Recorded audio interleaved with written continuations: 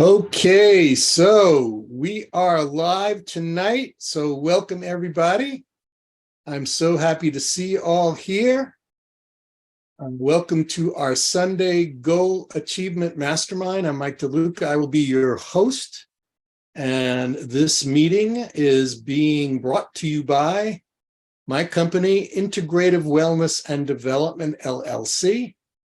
I must go through the required small print of letting you know that everything here is, my thoughts and the thoughts of Integrated Wellness and Development, LLC.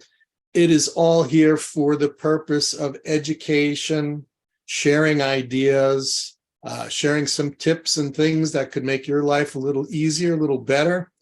We are here to educate, inspire, sometimes perspire you, but we are never here to diagnose, treat, or prevent any condition or illness.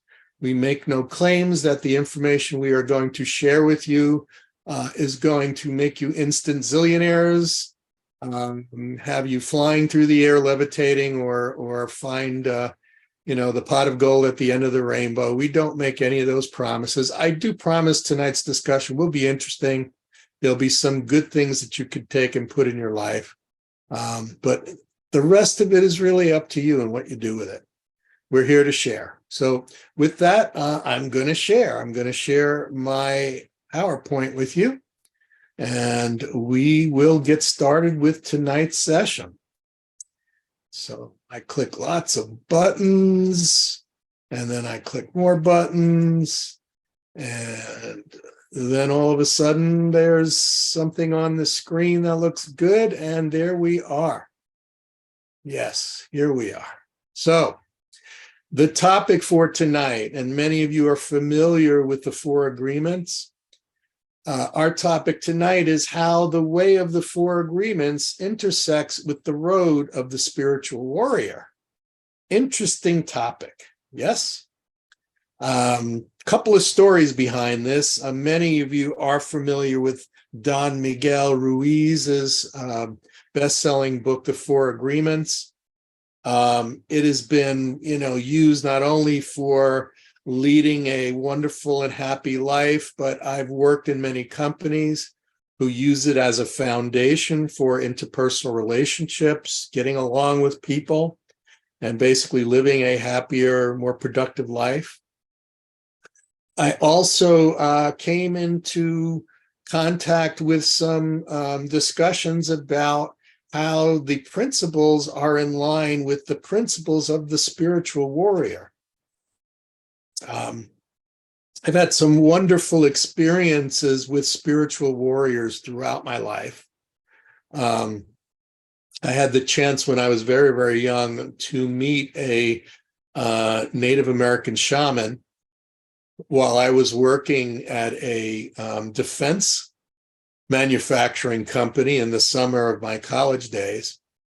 And he really helped awaken in me an understanding of the love and the beauty of the indigenous cultures around the world, and also that we can walk the path of the warrior, but the spiritual warrior, and not necessarily the path of a, military warrior.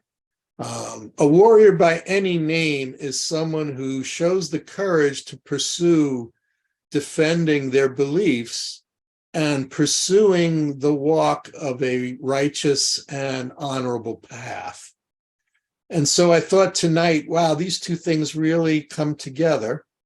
And so I wanted to share with you my thoughts on this and how I was putting the puzzle pieces that were coming in front of me together. And I thought it'd make a good discussion, so we'll just jump right in here. So here is number one of the four agreements. Be impeccable with your word. And the corresponding point of the way of the spiritual warrior was always have a prayerful intent.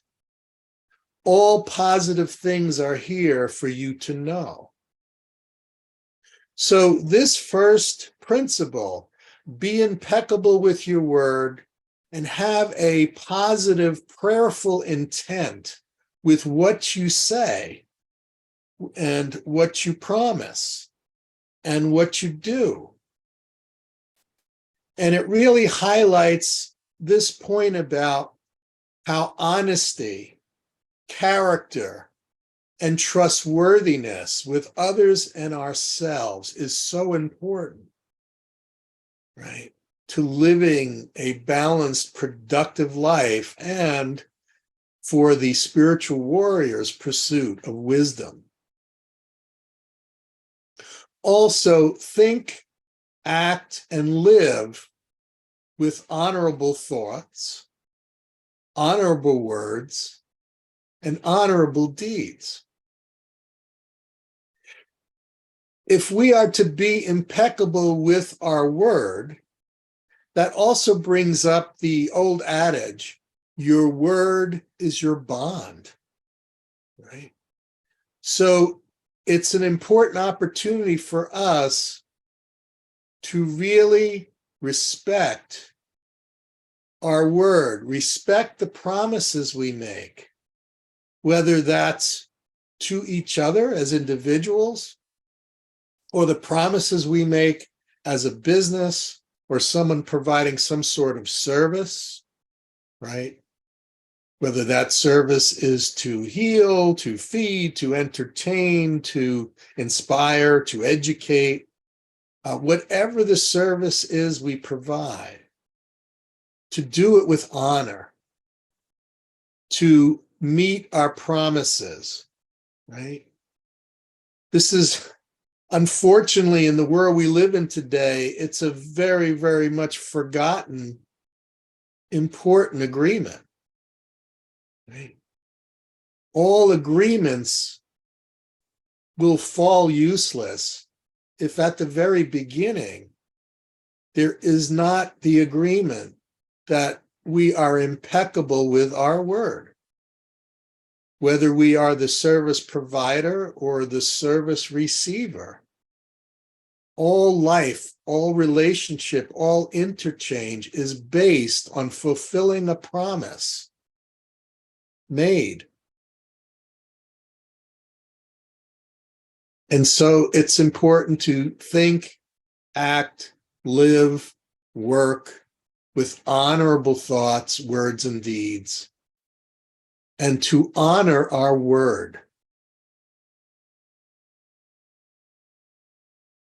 I think you can clearly see how those two paths merge here, you know, being impeccable with your word and always having that higher sense of honor about what you're saying, about what you're saying you're going to do, and about meaning what you say, and about meeting the promises you make.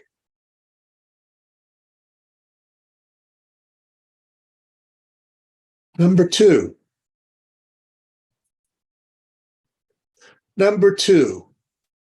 the second agreement, don't take things personally. I think this is so important. In the road of the spiritual warrior, don't take things personally translated into develop compassion by walking a mile in the other person's shoe, to understand there's so much behind what is on the surface of what we experience, right? To move beyond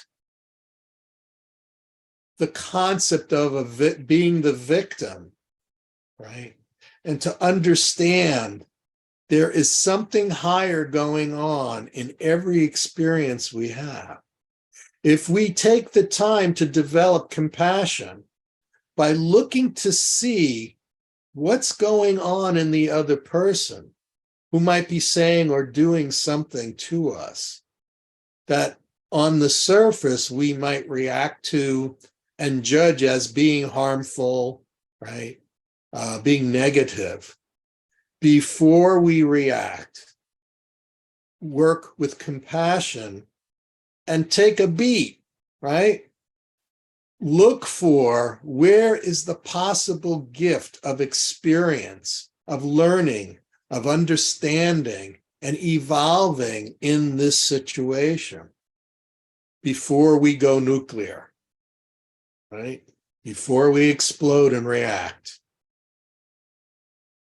Don't take everything personally. Understand that there are deeper causes to every action taken by others, right? There is a backstory to every surface situation. And sometimes if we take the time before reacting to find out just why is this happening? Why is this person saying or doing this? What's really behind it? We might find the backstory is one that requires us to actually have compassion for that individual. Because most people do negative and harmful acts, usually because there is a great deal of fear or a great deal of pain in their background. And this is their way of kind of striking back at the world. And we just happen to be in the line of fire, right? So it's important to understand there are deeper causes to every action by others. And then it's important to understand the importance of a little bit of humility, because guess what? It's not always all about you. It's not always all about me, right? The universe is not revolving around us all the time. And everybody has their stuff, right? Everybody has their stuff. So we can choose to experience, analyze, look to understand before we react out of anger and a desire for retribution and revenge or righteousness. Some very wise people have often said there is no such thing as righteous anger, right? There is no such thing as righteous revenge. And when you look to take revenge, make sure you dig 2 graves. Because when we seek revenge, we suffer as much as the individual we are taking revenge on. So again, don't take things so personal.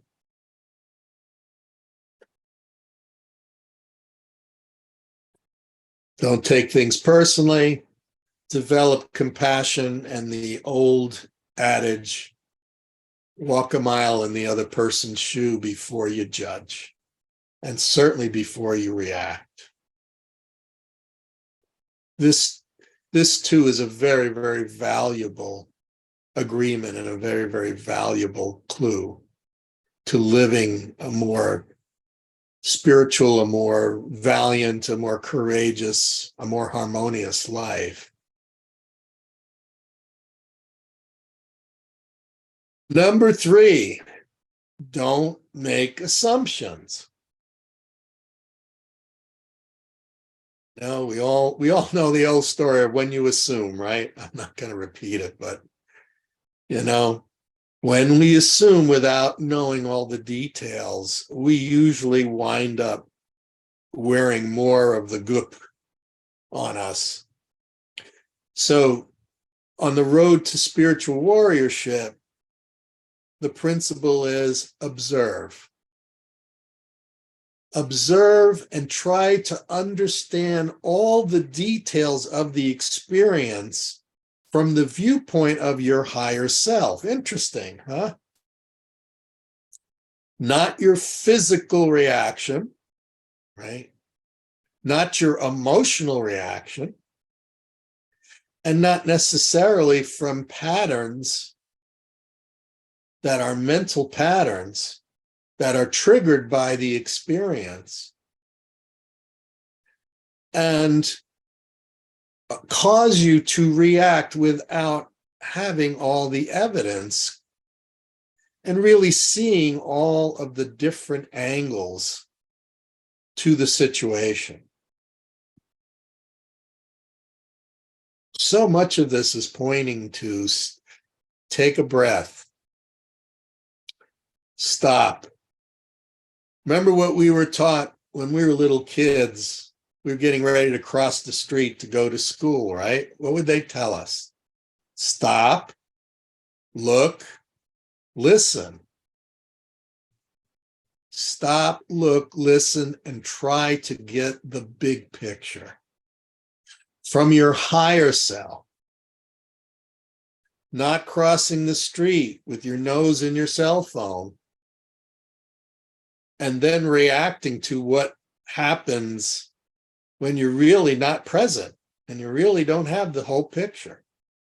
Or you're getting it secondhand or third hand or fourth hand or backhand, whatever it is, you're not getting it through direct experience from your higher self. So again, a very wise moment here. Don't make assumptions. And as the spiritual warrior would do, observe it all from your higher self and seek to have a higher understanding before reacting.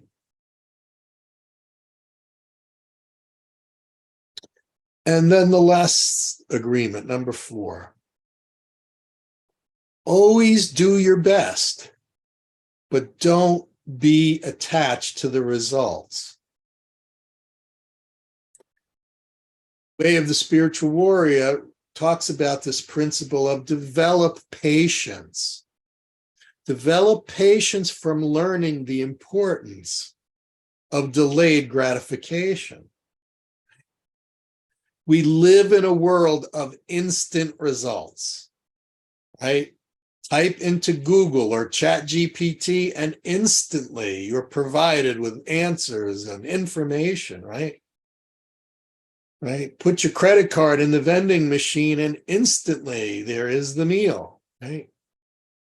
Click on an app and instantly a car shows up to take you somewhere, right? And we forget about the importance of having patience, right? Now, when we say always do your best, don't be attached to the results, there's a couple of angles to that, right? If we see that there might not be the results around the corner or the results we anticipated before doing the thing we promised to do or we're responsible for doing, we still have the responsibility, the obligation, and the opportunity to do our best, right? If nobody showed up on these Sunday masterminds, I would still deliver them the best I can. I would prepare for them the best I can. I would give you my heart. I would give you everything I have, right? Because you deserve it, number one. And because that's the promise I made to you and myself. And we need to understand the importance of sometimes it's necessary to wait. Do what you need to do and keep doing it. And eventually, the right things will come to us if we do the right things. We begin to understand there is honor in working slowly and steadily to do our best and give the highest level of value, right? It's important for us to recognize that we are publicly recognized for the preparation and work that we do in private. All of that preparation, all the rehearsing, all of the research, all of the organization that's done behind the scenes is what creates the product that the public recognizes, but they don't see all the hours and hours and days and months and years of preparation and practice. They'll never see that, but we see it, and we know the importance of doing it, right? And so that fourth point, no matter what, no matter who shows up, it's important that we show up 100%. And whatever we do, we don't judge ourselves, our performance, our audience, or anything else by the immediate results, right? We don't judge it by the immediate results. Now, I'm not saying that we strive to just get by because that's good enough, right? I'm not saying that. And I'm also not saying that we shouldn't try and want to have a successful experience in everything we do. But it's important to do our best for the sake of the honor of doing our best, of stretching ourselves, of working hard and understanding through hard work, through smart work, we grow and we're able to give more value when we put our whole selves into the preparation and into the delivery of whatever it is we're doing. So again, there's a really clear intersection between always doing your best and not being attached to the results, and develop the patience from learning the importance of delayed gratification. The honor of doing something with all yourself invested in it. Right?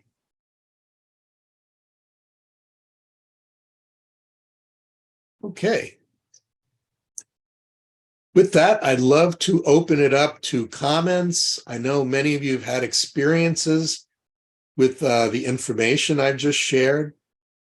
And you might have something you want to share about how that's worked for you. If not, let me hear from you about what you think about what we just shared, what was most useful for you, what you've been applying in your life. Let's hear from you. You're really the stars of the show here. Jocelyn, did you want to share something? Yeah, you saw me before I raised my hand. Yes. Years ago, the one I'd like to address is the one about don't make assumption. And years ago, I was in a situation at work with what I perceive as a difficult manager. And what happened is that that manager had given me the lead on a very important project where I didn't have all the expertise to do, but I accepted it to help the group. So we went along with it, and I was in charge of a whole group of consultants. And as we were hitting the end of the contract on the Friday, she called everybody. The day that I wasn't in the office, she called everybody back because she was nervous of not having reached the result. And she called all the consultants back without telling me. And she organized a meeting and over the weekend. So they were all upset about it. And I wasn't aware until I came in the office on Monday, and someone said to me, "Hey, you want to know what happened when you were gone?" So of course I was upset. And when I came back at the office, I just told her about, I was angry, and I told her about not accepting what she had done, that she had kind of affected my reputation by not consulting with me before, not just even informing me. So anyway, I just went along with that. And then I asked for another meeting before we would keep on finishing the project. And she agreed. So in between the meeting, I went for a walk with a friend, and I was again telling him all about the bad that had happened and how it affected me. And he said, "Why are you so angry?" And I went like, "I'm not angry. I'm just describing you the situation." He said, "Why are you so angry?" So I put my head down and I went like, "Jocelyn, why are you so angry?" And then the answer came that was, had been asked many times when I was a young girl to do things that were beyond my capacity, and trying to give the best and not having the result for that or the appreciation for that. So something about reaction of the past was creating kind of a knee-jerk reaction in this situation. So I decided, okay, what am I going to do with that now that I kind of realized that she's just pushed a button?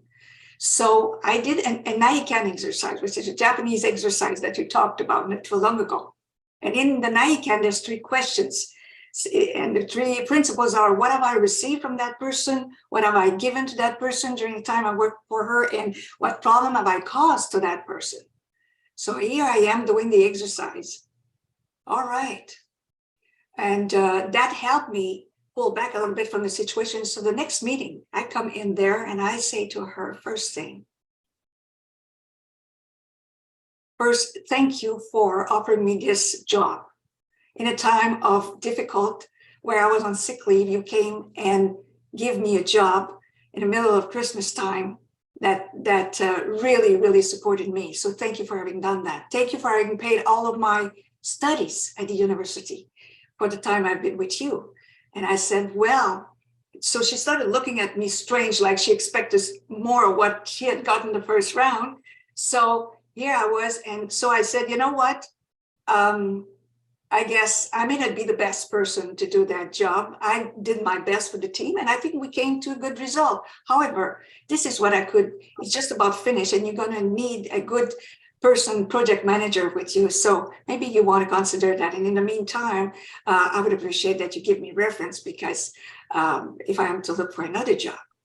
So the thing is, I had realized during the exercise that this project had cost her $500,000, and there was some reason to be nervous at the end that maybe the end result was not exactly at the level that she needed to have it done. I didn't say that to her. However, I started recognizing all the good that I received from her. What happened as a result is that she gave me the other job, and I continued, and someone noticed me, and eventually because of that, I eventually moved on into becoming an expert and a consultant. And if I would have just be left with my first impression and perception, I would have probably not even be here tonight to talk to you, and not being teaching university and nothing, because I would have just sabotaged the whole thing. So I guess, but sometimes it's really difficult when one of our buttons is being pushed on something really sensitive.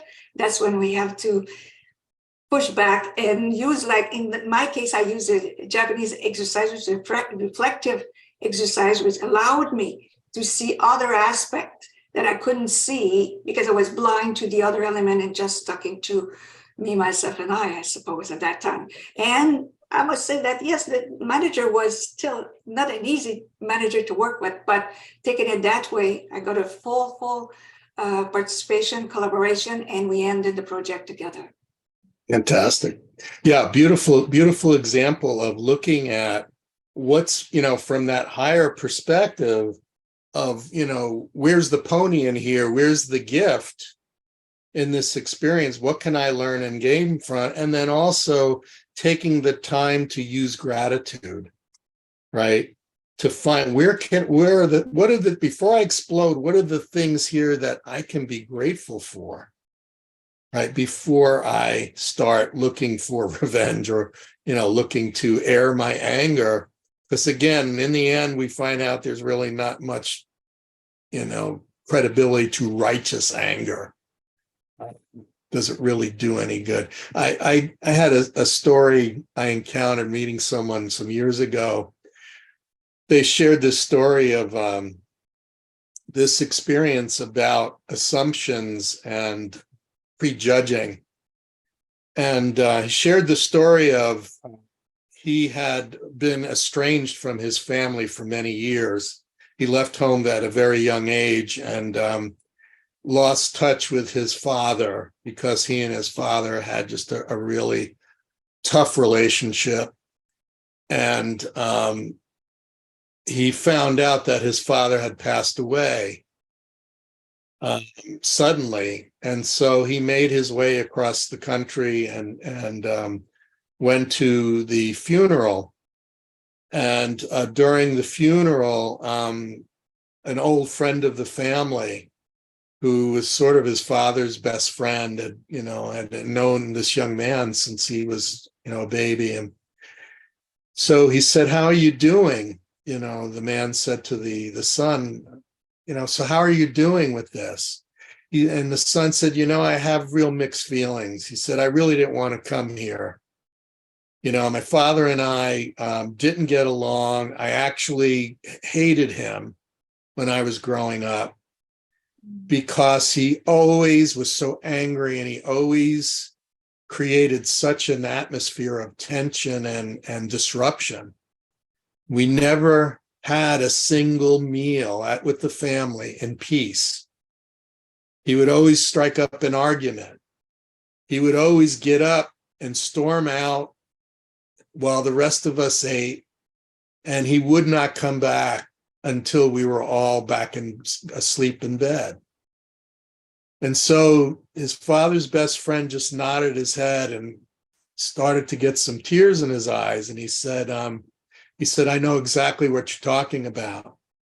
He said, "Your father told me before he passed about some of the many things he felt really bad about. And he explained to me that before you left home, when you were growing up, the family was very poor, and he was having a lot of difficulty making enough money to keep a roof over the family's head and enough food for everyone. So you probably didn't notice, but your father waited till you were all served food. And what he would do is he would be drinking water and sometimes something else, but mostly water. And that's when he would get angry and he would get aggressive and he'd just storm out of the room. What you didn't see is he'd storm out of the room to go outside, fall to the ground and cry in the pain of hunger because he hadn't eaten for several meals in order for there to be enough food for you and your siblings. And this carried on day after day, week after week, month after month. He was just barely surviving.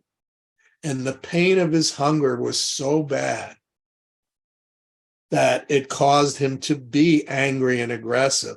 But he rather storm out and having you hate him than having you see him embarrassed about not being able to provide enough income to feed the entire family and himself. So he was willing to suffer rather than suffer the embarrassment of not being able to meet his responsibility. And of course, the young man just broke, his heart just broke when he understood that it wasn't that his father was a mean, nasty, angry person. His father loved his family and was willing to sacrifice his health and sacrifice the pain, experience the pain. So we really don't understand, what people do and why. And we really can't appreciate it unless we take the time and look for all of the different angles. And rather than react, to ask, from our higher self, what's behind this? What could be behind this? Because as I said, behind most situations where people create a great negativity or pain or harm, there's a tremendous amount of anger, a tremendous amount of fear, insecurity, right? And possibly mirroring the things that were done to them. And it becomes a pattern that they can't break out of. So I just thought I'd share that with you. Okay, someone else who would like to share their understandings of these points we've made, what they found valuable, a story in your life that might connect with that.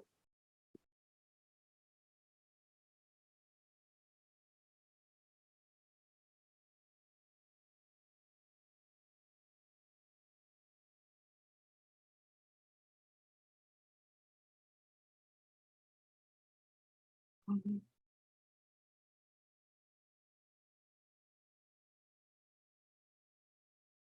Okay, if you want to unmute yourself, then you're welcome to share.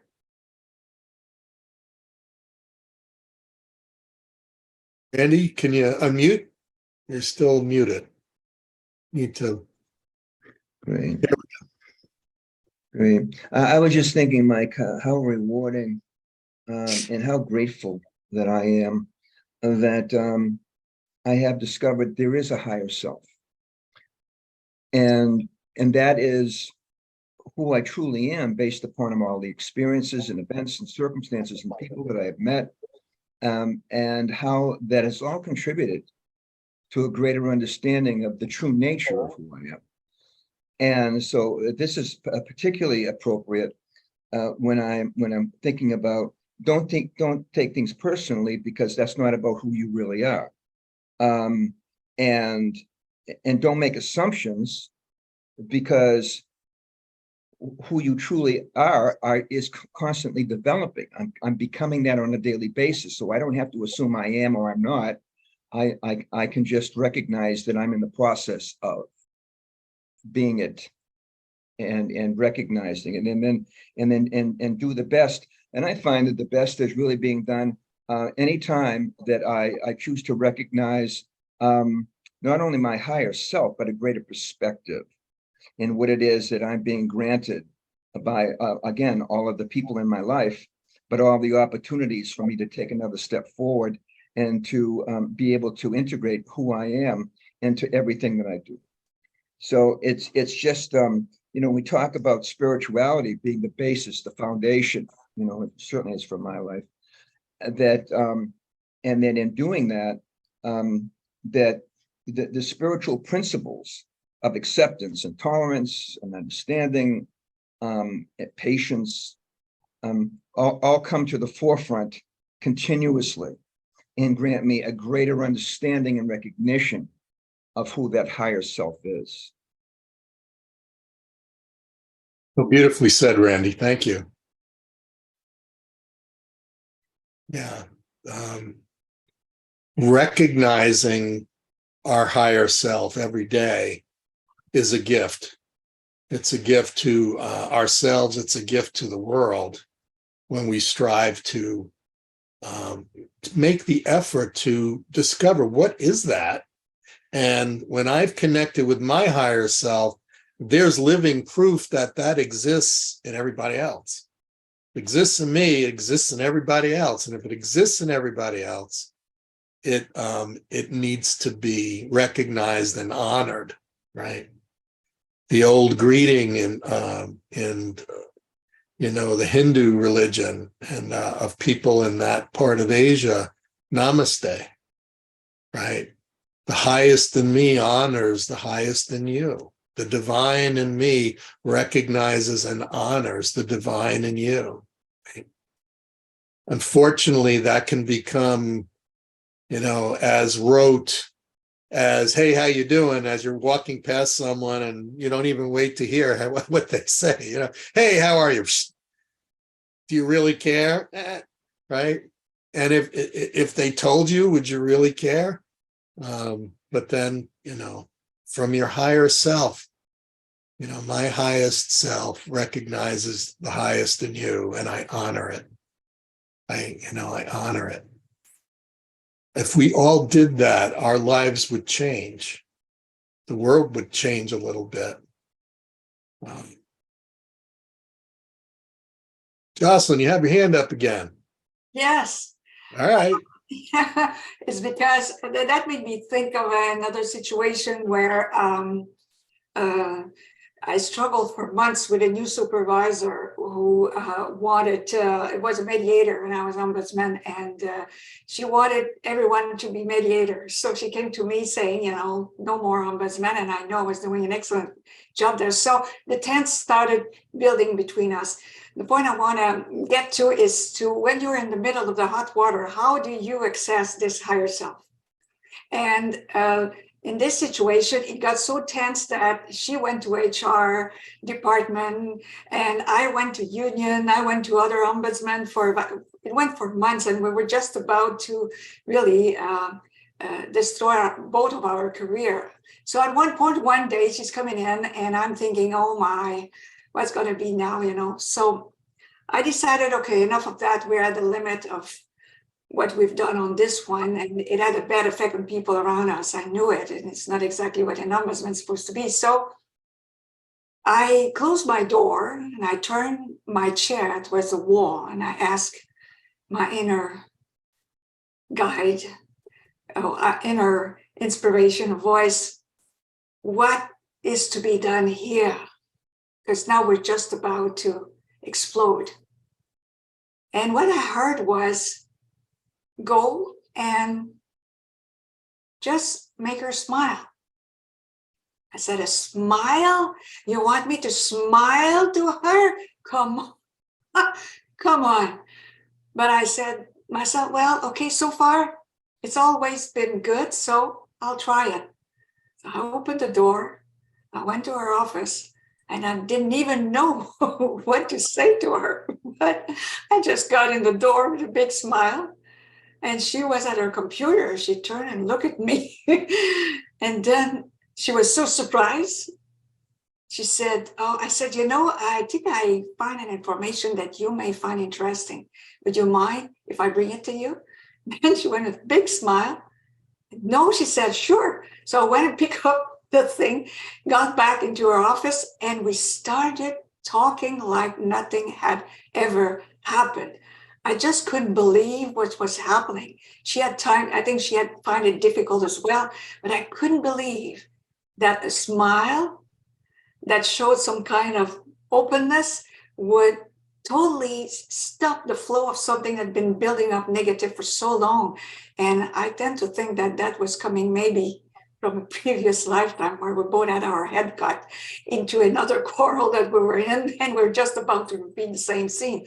But to my amazement, responding to that guidance and saying, just smile. And it worked. You bring up another important point, Jocelyn. That is, it's important that we are working on a daily basis to get connected to our higher self and maintain the connection with our higher self every day behind the scenes. What we don't want to have happen is be in the hot water and then suddenly have to take out the manual and figure out, how do I connect with my higher self? Because it's too late when you're in the hot water. If you haven't been practicing it, if we haven't been working from that place as our natural place every day, right? Because that's where the rubber meets the road, is when suddenly life happens and you are in the trenches and are being required to live your truth and live your higher principles. But there isn't time to say, oh, wait a minute, let me take out the book, let me practice my exercises, and I'll come back in about 30 minutes or 30 days. It doesn't work that way. So it's important that we're walking the walk and we are practicing behind the scenes. We remember, we're recognized, for what we do that people don't see behind the scenes, because when it's time and we're in the hot water, it should come out naturally, because we are living from that place naturally, because we put in the work to come from that special place, that higher place. And that higher place becomes our natural place, our starting point, right? Does that make sense? Yeah. Great pointing, Jocelyn. Thank you for reminding us about that. Who else? We have a few minutes. Who else?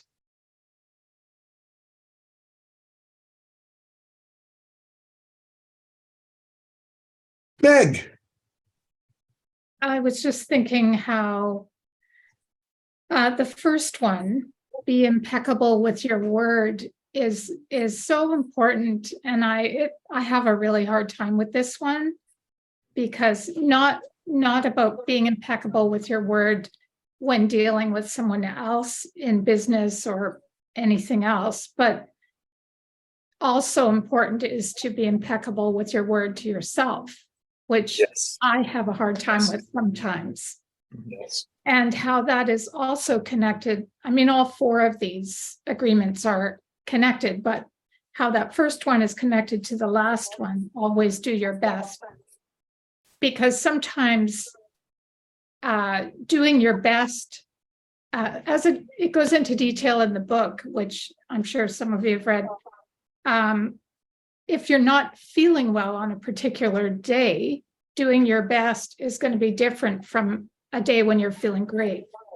And you have to be kind to yourself when you've done your best and it doesn't go well for whatever reason, like the thing that you were working on doesn't go that well. So that kind of relates back to the first one of being impeccable with your word and being kind to yourself, basically. That's all I'm Yeah.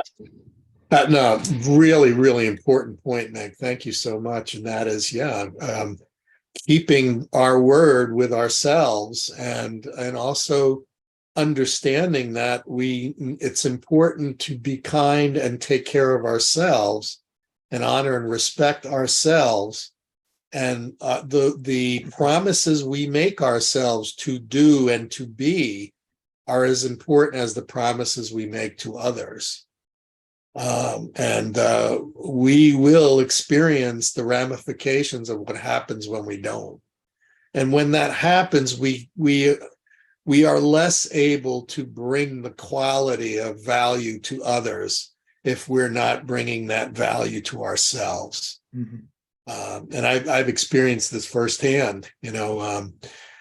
When you're really committed to doing things for other people and helping people help other people and helping people, and the time, the days, the hours, the weeks go by, and well, I'll skip this that I was going to do for me today because I have to do this, and I'll skip that, and before you know it, suddenly you need a lot of attention. And then you have to stop, and you have to make up for that lost time and do the things you need to do to take care of yourself. But it doesn't have to be that way.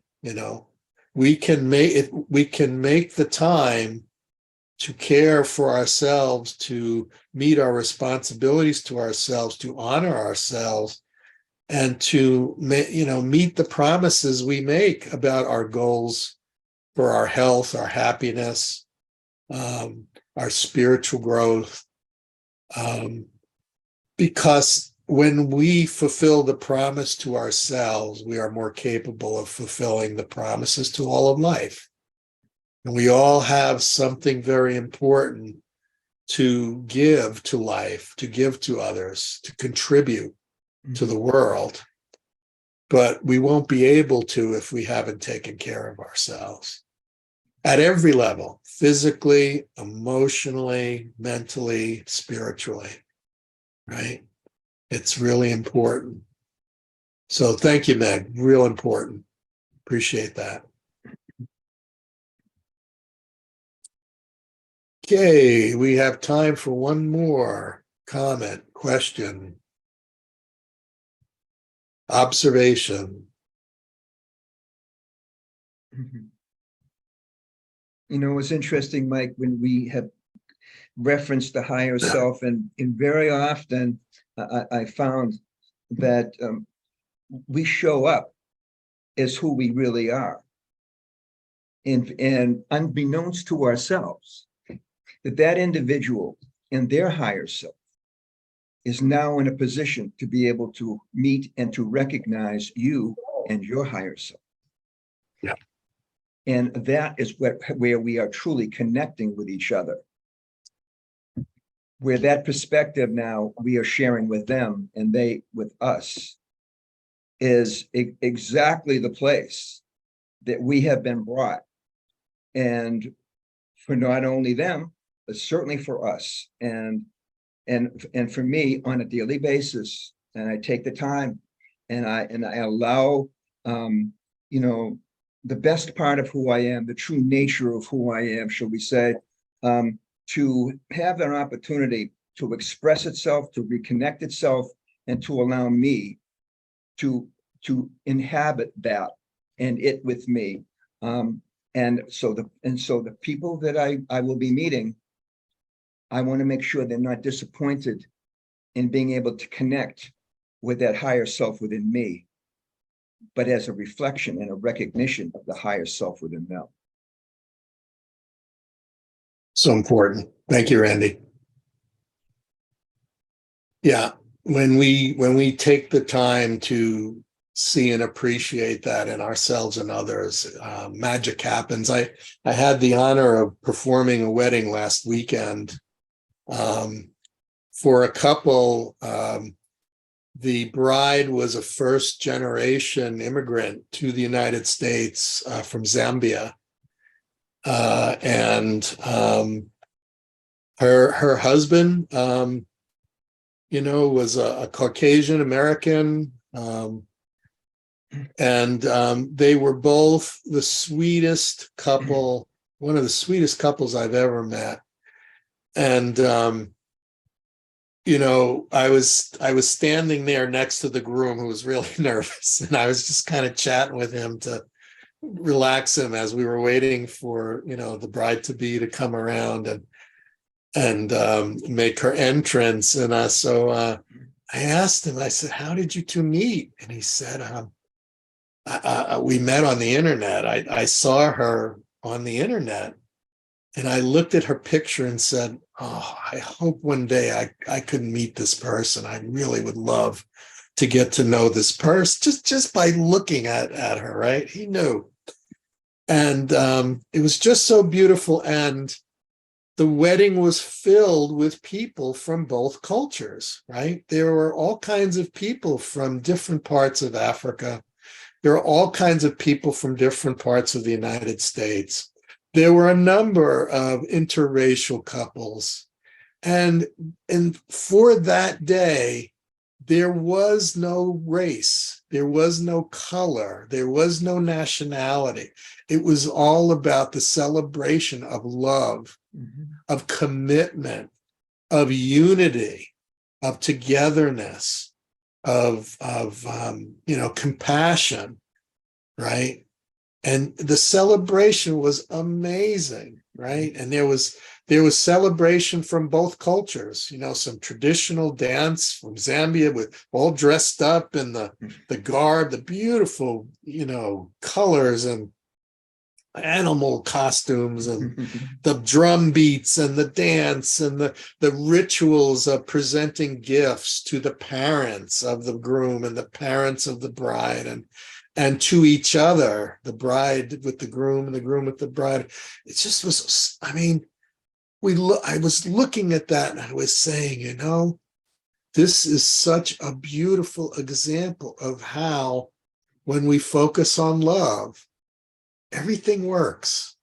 You know, when we stop looking at the differences and start looking at the similarities, when we stop looking at distance and start looking at connection, right? When we stop comparing and we start appreciating, right? Magic happens.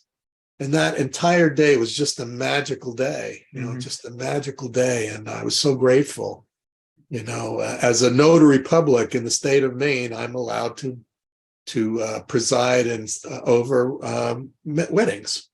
And it was a legal ceremony, but we made it something very special together. The words they had to say, the things that I read, the just most importantly, the love they had for each other that spread. It was infectious, right? And it just spread through the entire group of 200 people. And the joy, it still reverberates as I look at the pictures, on Facebook. You could still feel that love, you could still feel the hope, right? The gratitude of two people who have worked hard to find each other, to love each other, appreciate each other, and to move beyond the differences and embrace the unity, that comes with seeing each other as from the highest, as you said, seeing the highest in another through the highest in yourself. So it's just a beautiful experience. And the food was amazing. The music and the dancing was amazing, right? It was all amazing because it was all full of love and joy and happiness. So if you make any agreement with yourself, and this is what I want to leave you tonight, live your life with love. Make each day an example of your love, your gratitude, right? That you have. Make each day an example of what is possible when we live from our highest self, right? Make the agreement to serve yourself as you serve others. Right? Make the agreement to say and do what you mean and mean what you say and do. Make the agreement to do that. When we make those agreements, we truly are walking the path of the spiritual warrior who is not out to conquer the world. The spiritual warrior is out to conquer their lower self and place on the throne their higher self. They're not there to loot the wealth of the physical world, the material world. The spiritual warrior claims the wealth of the highest world, the inner world, the highest self. The spiritual warrior is not armed with guns and bombs and missiles and planes.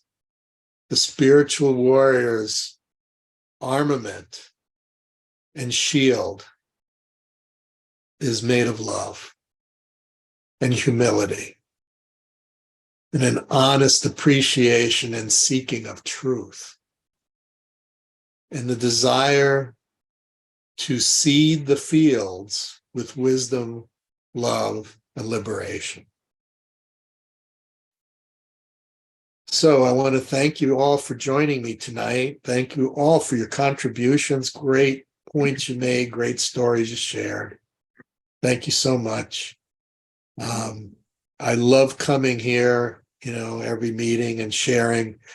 I get excited when I'm reading or seeing a video or talking to people, and I find something that inspires me. It inspires me to share it. When you find something important, you want to share it. So that was my gift to you tonight. So I thank you, and I send you on with your night and your life with all my love and appreciation and gratitude for who you are, for the light that you shine, and for the road you walk as your higher self that really inspires others to do the same. So thank you, and have a good night, and we will see you next time.